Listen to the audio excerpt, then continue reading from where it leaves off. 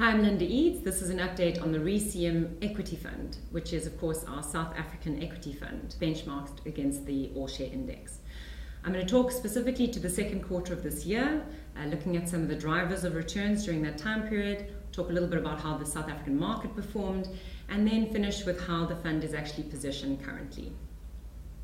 So looking at the second quarter, the fund was actually flat in terms of returns. The South African equity market was in fact up 4.5%.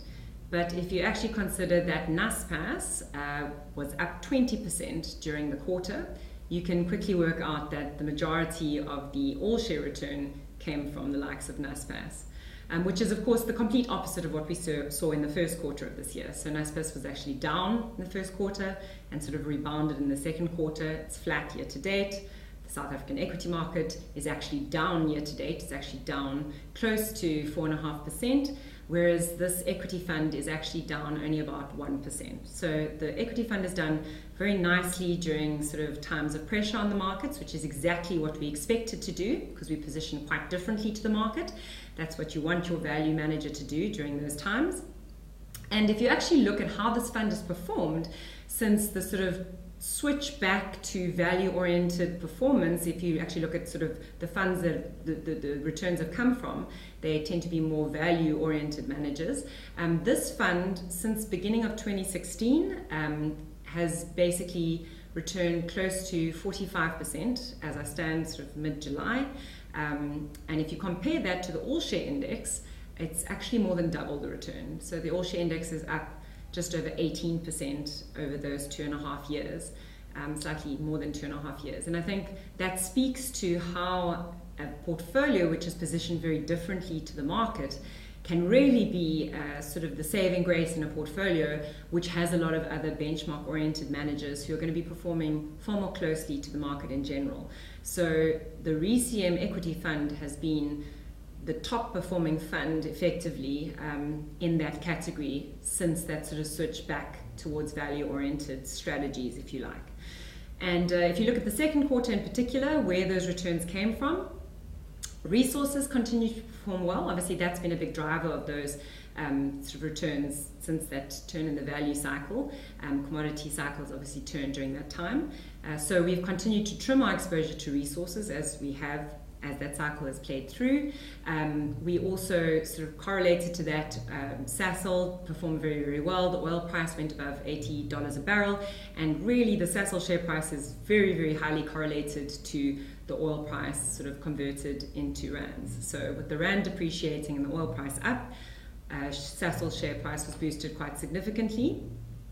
And then also we had a few other sort of stocks in the portfolio doing incredibly well, slightly more volatile stocks such as Stefanuti stocks, but which was up actually sort of over 40% during the quarter. So those all contributed. On the negative side of the equation, a lot of the telecommunications companies came under quite a bit of pressure, which included MTN.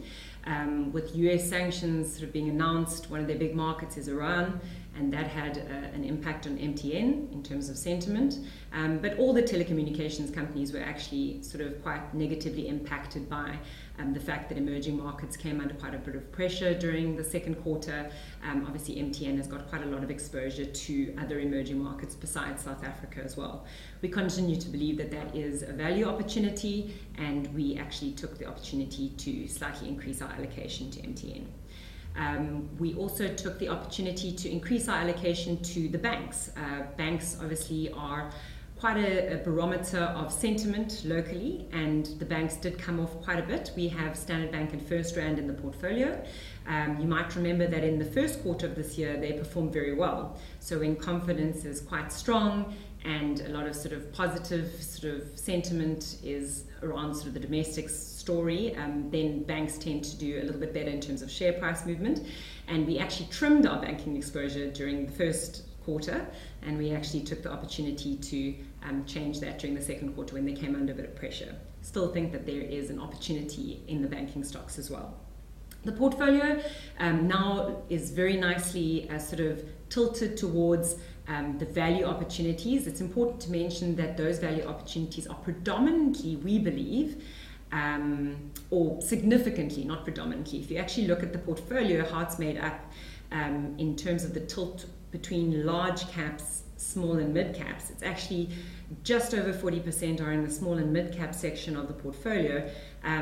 If you compare that to the all share index, only 15% of the all share index is in the small and mid caps. So we have got a huge opportunity in terms of a sort of advantage.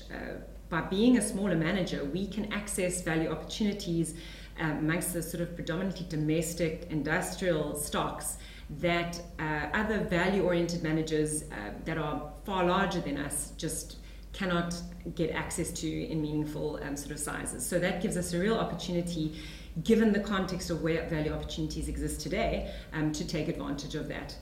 So the portfolio is actually sort of has reduced its allocation to resource stocks, but we do still hold some of the more diversified miners such as BHP Billiton in the portfolio, and we are starting to find that we are increasing our allocation to sort of overall the more industrial portions of the market, particularly, as I say, in the mid caps and small cap sections.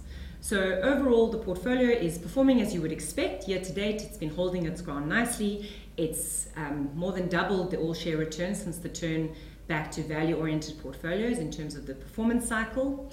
It's positioned very differently to the market, which I think is a huge advantage in a diversified portfolio of other funds.